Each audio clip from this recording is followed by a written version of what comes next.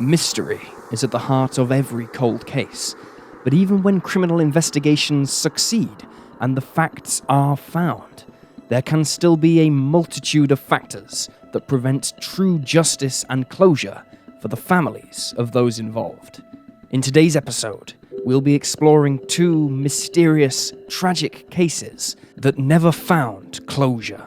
But first, I'd like to thank Surfshark VPN for sponsoring today's episode. The internet is an immensely important tool for us at Cold Case Detective, where the majority of our research takes place. It provides us with access to news and information, a place to share all of our documents and data, and various streaming platforms to find valuable wisdom on the topics we are covering. The problem is, sometimes that critical documentary isn't available in the country we're located, and public Wi-Fi leaves us concerned about sharing files across easily accessible servers.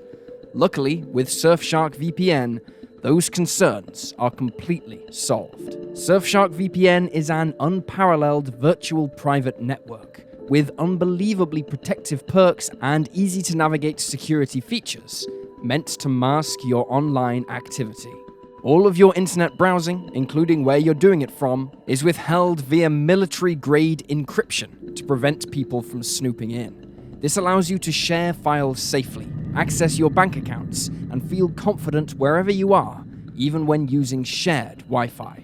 Surfshark VPN also allows you to change your location in real time to one of many servers found all over the globe. This means that if a certain film or documentary we need for research is unavailable in our country, we can simply travel to a different part of the world via Surfshark and access that media in a matter of seconds. It's a seamless process with zero risk attached. Surfshark VPN also includes a no-strings-attached, no-logs policy, meaning your data will never be collected or sold no matter what. You can also enjoy the peace of mind of their cookie pop-up blocker and clean web initiative, where millions of phishing scams and malicious websites are automatically blocked at your convenience. Sign up for Surfshark VPN using the link in the description below and enter promo code COLDCASE for 83% off and an extra 3 months for free. The internet is an unpredictable place. Use the tools at your disposal to make it secure.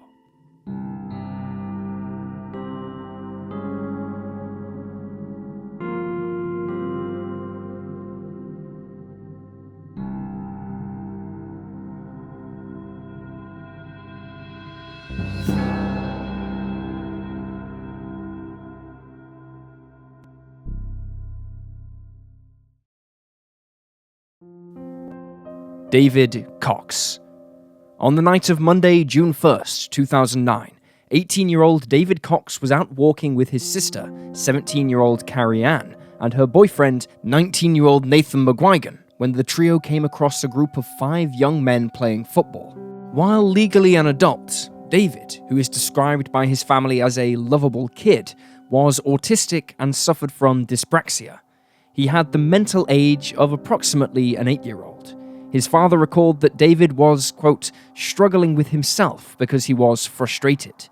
His family had already moved from Leicester to Doncaster to escape bullies who had been targeting the 18-year-old. When David saw the group of young men playing football, he wanted to join in too and asked if he could. However, the men would not pass him the ball. Afterwards, an argument broke out and it quickly became heated. Witnesses in a nearby pizza shop recalled hearing raised voices and swearing. The young men labeled David a freak and a weirdo. A worker in the pizza shop, Gazmir Hogsa, then asked them all to leave. He would later tell the police, David was just shouting and going to them. It was just verbal. He went up and said, just pass me the ball. The 18-year-old quickly became exasperated that no one would kick over the football and began throwing air punches as he moved toward the group. One of the young men, Max Evans, later stated at the coroner's inquest that he had gone to defend his friend, whom David was getting close to. He said that he had hit David, but that it was literally like a brush of the jaw. Another member of the group, Carl Reed, yelled that David had hit him. Gazmir attempted to separate the two, but Carl hit David. At the inquest, Carl recalled, "As I flicked my arm out, I connected with David's jaw. It was a jab, if anything." After being hit twice, David fell face first onto the pavement. According to the group of young men who'd hit the 18-year-old, he had tripped. Gazmir in the pizza shop saw the fall and stated, "He fell flat on the floor. It was a nasty fall. His face was towards the concrete. Then he got up again, only this time he fell on the back of his head and was unconscious." David remained on life support for 2 days, but passed away on June 3rd. Following his death, 3 men between the ages of 18 and 19 were arrested on suspicion of assault, and the police began investigating the matter as a case of manslaughter. In a strange turn of events, however, the Crown Prosecution Service decided to drop all charges against them, stating they had acted in self-defense.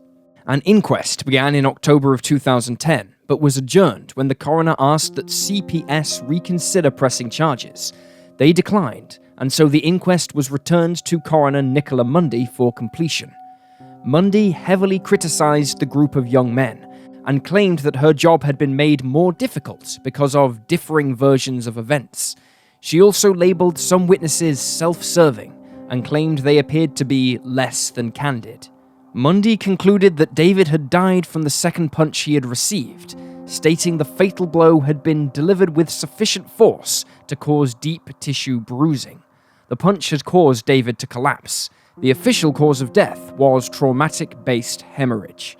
The lack of charges in David's case has left his family and friends devastated, shocked, and without closure. His mother stated, "I think the police should revisit the case. These last 2 years have been hell for me. There is no closure." Dick Hansen. Richard Dick Hansen was born on February 23, 1955, in San Jose, California. A well-liked man and a talented athlete, he attended Santa Clara University and was a star football player for the school. As an adult, Dick went on to marry and have 2 children. But by 1991, he was divorced and had undergone alcohol rehabilitation. By all accounts, he had managed to overcome his struggles and was a happy and content man who was looking forward to the life that lay ahead of him. On April 29, 1991, Dick called up his on-again, off-again girlfriend, Jean. He wanted to give the pair's relationship another shot following his stint in rehab, and so the two arranged to have dinner at Original Joe's, a restaurant in San Jose, at 10 p.m. The pair went to a nightclub afterwards, taking Jean's vehicle. Dick left his pickup truck in the car park at the restaurant. It was around 1:45 on the morning of April 30th when the couple finally left the club and returned to the car park.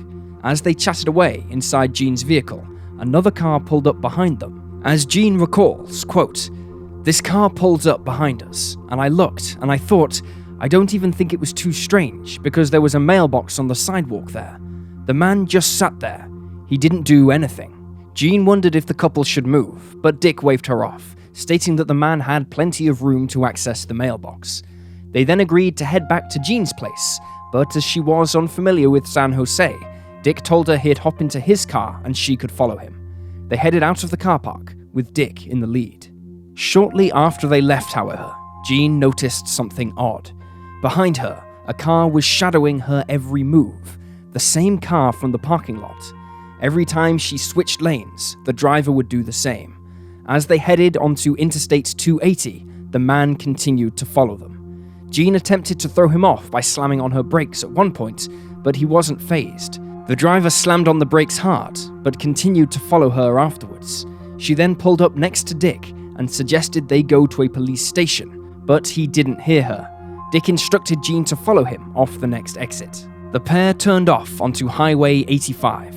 Dick pulled over to the side of a road in Sunnyvale, and Jean followed suit, as did the man following them. Jean remained in her car, while Dick exited his and walked over to the man.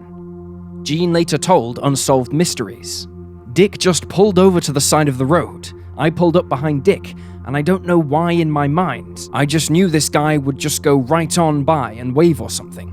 He pulled up right behind us, and I don't know who was in more shock, Dick or me. So Dick walked back to the man and kind of leaned down, and either said, 'What are you doing?' or 'What do you want?' I couldn't quite hear what he said, and the guy said something to him, and Dick goes, 'What?' And the guy said something else to him, and then proceeded to point to the back of my car. After this back and forth, Dick then stepped back from the vehicle and raised his arm. He told the man to leave, although he reportedly swore and became angry as he did so. Then, suddenly, 2 gunshots rang out. The man stared at Jean for a moment before fleeing the scene. After the shooting, Jean rushed out of her car to Dick's side. She felt that he still had a pulse, but he was unconscious, and so she began performing CPR on him. She frantically dialed emergency services for help, but Dick was pronounced dead on arrival at the hospital. The man who was seen tailing the 2 that night is described as a white male in his late 30s or early 40s with a dark complexion and large, black-framed glasses. His vehicle is said to look like a 1970 Pontiac GTO Le Mans, with a light grey or blue paint job. Investigators quickly ruled out Jean as being involved in the murder, but were unable to determine much more, given that it appeared to be a random act of violence. The main theory in Dick's case is that the crime was linked to his athletic career. This was suggested because during his fight with Dick, the perpetrator pointed at Jean's license plate, which read 49ER Hugs, a reference to the San Francisco 49ers football team. Jean mentioned to investigators that 2 people had mistaken Dick for a 49ers player, thought to be Harris Barton, earlier that evening. Investigators suspect that the crime was committed by a crazed fan who mistook Dick for Harris Barton and stalked him that night with the intention of causing him harm, all over a lost championship game. Dick's father has reportedly suggested the man was angry that he'd been unable to use the mailbox. However, online sleuths have wondered if Jean had a stalker who was upset that she was dating Dick. The case quickly went cold in 1991 and has remained unsolved ever since. And there you have the facts. Please leave a comment down below with your own theories and speculations, and remember to like this video and subscribe to support the channel. Thank you for watching. Stay alert, stay safe, and I'll see you next time.